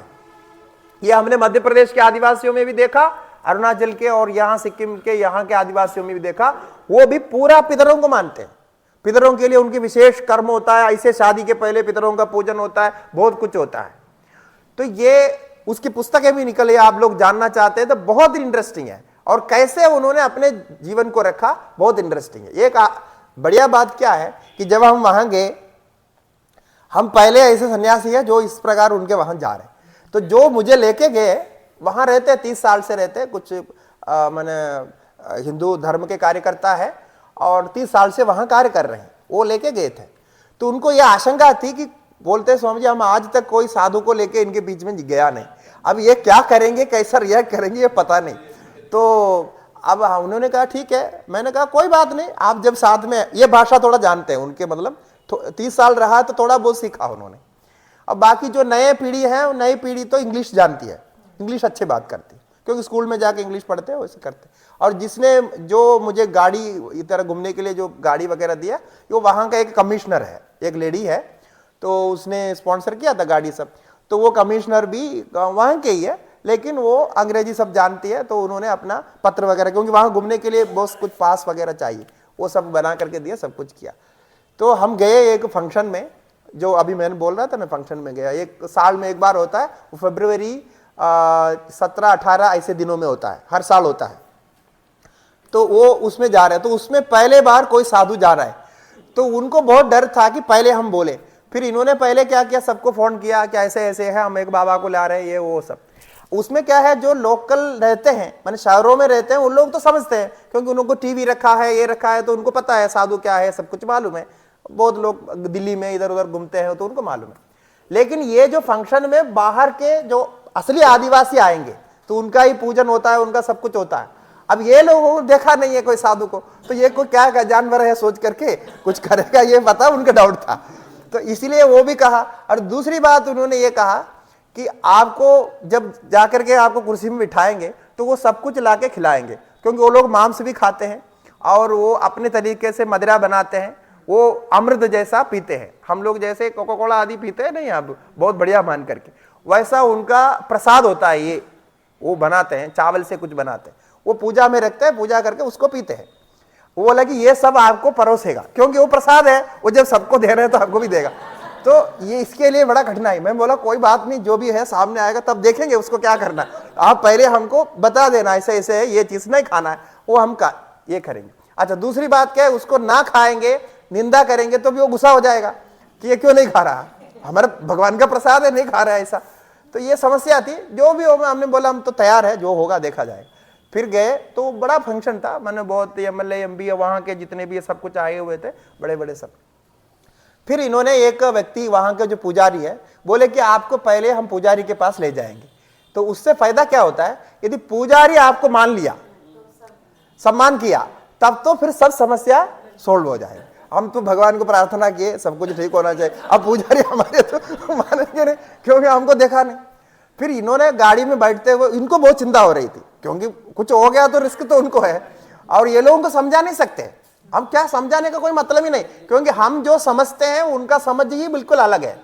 तो वो माइंड ही हम पता नहीं कर सकते कि वो क्या सोचेंगे, क्या करेंगे। तो ये लेके गए, पहले हमको बाहर दिखाया, और उन्होंने बोला आप कपड़ा ढंग से पहनिए, सब कपड़े को पहनाया बढ़िया सब करके लेके गया। और वो सीधा जो है धीरे धीरे पुजारी के पास लेके गया। तो लोग वहाँ बहुत बैठे हुए थे, मेला जैसा सब कुछ लगा हुआ था। तो पुजारी वहाँ, माने वो मंदिर जो है तत्काल बनाते हैं, ये एक स्थान होता है, वहाँ बांस आदि ला करके, बांस होता है बाम्बू, पूरा उनका बाम्बू में ही होता है सब कुछ, तो बाम्बू से बनाया हुआ मंदिर बनाते, वो पूजा करके सब कर्म होने के बाद उस मंदिर को फिर तोड़ देते हैं, जला देते हैं, क्या करते हैं। तो सीधा ले गया, तो वह हम बाहर, मैं तो डरा हुआ थोड़ा, क्योंकि क्या करता है पता नहीं, और अब भगवान तो है, हम भगवान के बोलने से वो थोड़ी जानते हैं। तो बाहर खड़ा रहा, तो फिर ये पूछा, पुजारी आए, पुजारी ऐसे बाहर निकल के आए। पुजारी आकर के उनके तरह से प्रणाम करने का एक स्टाइल होता है, ऐसे हम ऐसा नहीं करते, वो ऐसे प्रणाम किया। तब वो ये पास में खड़े थे, वो बोला क्या बच गया, तो वो प्रणाम किया, इसका मतलब आपको उन्होंने मान लिया। तो मैं ठीक हो गया, अब मतलब शांति हो गया। तो उसके बाद वो कुछ बात नहीं किए, फिर अंदर गए। अंदर जाने के बाद में एक पत्ते जो है लाया, पत्ते में कुछ रख करके लाया, ले करके मेरे हाथ में पकड़ा दिया। अब वो भाषा तो जानते नहीं, वो कुछ बोल रहे थे, मंत्र मंत्र कुछ बोल रहे थे, तो वो हमें पता नहीं। हमने वो हाथ में पकड़ के रखा, तो हाथ में पकड़ के रखा, बोले कि आप हाथ में रखो इसको, फिर पकड़ के रखने के लिए बोला, पकड़ के रखा। मैं वहां खड़ा रहा, और वो पुजारी को बहुत कुछ हो गया, और ऐसा पकड़ना कुछ अच्छा मानते होंगे, हमको क्या पता है, हम ऐसा कि पकड़ लिया, कुछ किया, तो ऐसे हम पकड़ के रखे। फिर हमको उसके अंदर ले गया, मन के अंदर, मंदिर के अंदर, जबकि किसी को अंदर नहीं ले जाते, क्योंकि वहां बलि होती है पशुओं के, और इनके बलि कि वो साधु को पहचानते, यानी ये साधु है करके, ये जो मेरे साथ आया था वो सोच रहा था कि उनको साधु का पहचान नहीं, लेकिन वो साधु को पहचानते। बाद में फिर हमने पता किया कि क्यों ऐसा किया मेरे साथ, तो पहले कोई किया नहीं ऐसा ये कह रहे हैं, यदि वो सत्य है तो ऐसा हो नहीं सकता। और उनके पास टीवी नहीं है, रेडियो नहीं है, वो कोई चीज नहीं है उनके पास, तो ये कैसे मालूम किया कि हम साधु है, कि अच्छा आदमी मंदिर के अंदर लेके जा सकते हैं। ऐसे करके शुद्ध करके लेके गया, वो जो हाथ में दिया वो शुद्ध करने के लिए बिछाया उनका अपना, तो ऐसे करके वो हुआ।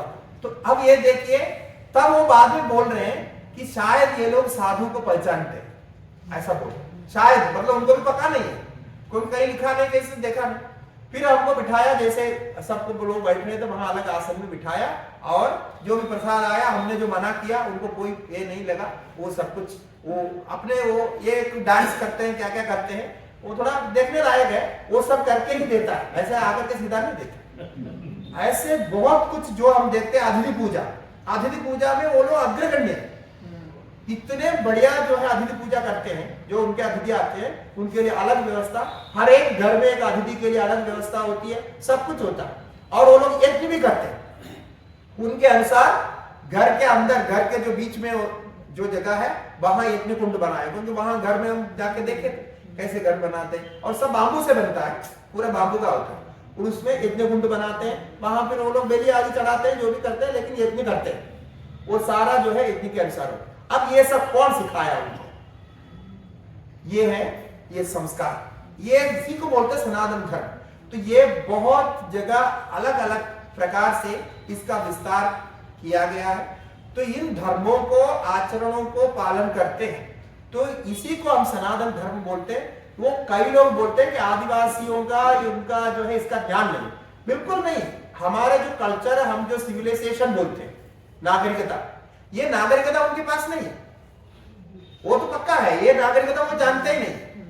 और उनके वहां जो सत्य होता है ऐसा होता है। और दूसरा एक मजाक बोल करके अभी समय हो गया, लेकिन याद आ गया, बहुत इंटरेस्टिंग है, मैंने शायद आपको पहले भी सुना है। उनके यहाँ सत्य की इतनी महत्ता है कि झूठ का कोई मतलब ही नहीं, झूठ बोलना ही होता ही नहीं, और कोई क्राइम नहीं होता। जैसे माताओं पर आजकल, लड़कियों पर जो क्राइम हो रहे हैं हमारे यहाँ इतने बढ़ गए, वहां तो ऐसा कोई कर ही नहीं सकता, सोच ही नहीं सकता। यदि ऐसा कुछ हुआ तो तुरंत मार के वो नदी में डाल देते। वो कुछ मतलब आगे पीछे सोचना, कोई कोर्ट में जा करके फिर उनको खड़ा करके बात करके फिर मीडिया में दिखा करके फोटो करके, कुछ नहीं है, सीधा है। इतने सत्यता है, मतलब झूठ का कोई मतलब ही नहीं, और गोलमाल तो होता ही नहीं। तो ये इतने उनके प्रेम है। वो सब कहां से है? देवता को मानते हैं, सब कुछ देवता के अनुसार है, देवता को पूजा करना। और इतने समय से अन्य धर्मांतरण करने के लिए बहुत लोग वहां प्रयत्न कर रहे हैं। धर्मांतरण तो उनको क्या धर्म का पता ही नहीं, क्योंकि हमारे हिंदू धर्म के कोई गए नहीं, हिंदू धर्म का पता नहीं। और जो अन्य क्रिश्चियन, अन्य धर्म वाले जाते हैं तो वो समझाते हैं, तो वो जो करते हैं, लेकिन देवता को छोड़ के कुछ नहीं। कुल देवता उनके जो होते हैं ना, उनको बदल के कोई धर्म नहीं। बाकी आप जो करना बोलेंगे वो करेंगे, लेकिन वो कुल देवता को नहीं छोड़ते। सब कुछ देवता के लिए होता है। कोई पेड़ में कोई फल हुआ, वो फल एक फल जो आएगा वो देवता के लिए संकल्प करके छोड़े कि ये हमको देवता को बलि चढ़ाना। ऐसा करना एक इंटरेस्टिंग क्या है, वो वहां मिलिट्री लोग जाते हैं तो ये सब जगह खुला ही रहता है, मतलब ऐसे कोई बाढ़ वोट नहीं लगाते, वो ऐसे ही रहता है, कोई चोरी करता नहीं है, दूसरा माल कोई उठाता। अब जो मिलिट्री वाले जा रहे थे गाड़ी में, असली घटना है, जो गाड़ी में बैठा था वो ड्राइवर जो लेके गया उसने प्रत्यक्ष जाना हुआ ये घटना। तो रास्ते में गया और वहां ये ऑरेंज का फल होता है, ऑरेंज फल होता है, तो रास्ते में गया, वहां कोई लवसका आदि करने के लिए रुका, तो पास में एक पेड़ था, वो पेड़ में से एक फल जो तैयार था, एक फल तोड़ दिया, फल तोड़ा और वो खाने लगे। अब मिलिट्री मैन बाहर से आए हुए, उनको तो क्या पता है, तो कुछ तो उनको गाइडेंस होते हैं, लेकिन ये शायद उनको पता नहीं था। ऐसा खाया, जब तक खा करके वो गाड़ी के पास पहुंच गए, वहां से इधर, तब तक गांव से लोग आ गया, गाड़ी को कवर किया, तो फिर कुछ करेंगे क्या करेंगे कोई पता नहीं, और समस्या खड़ी हो गई और इनके साथ हो गया।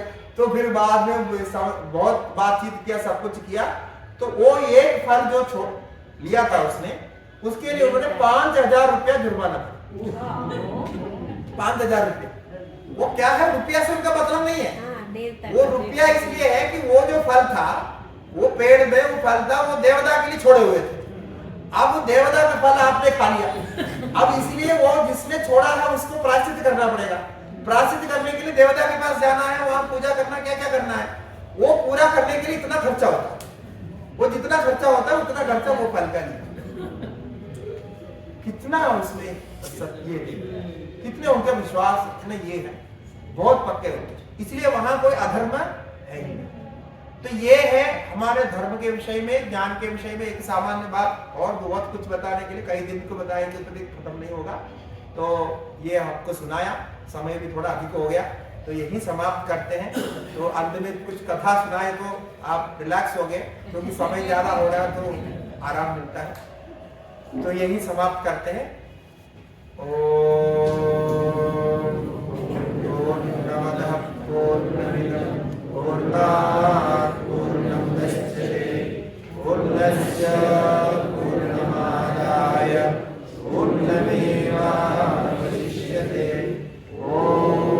शांति शांति शांति।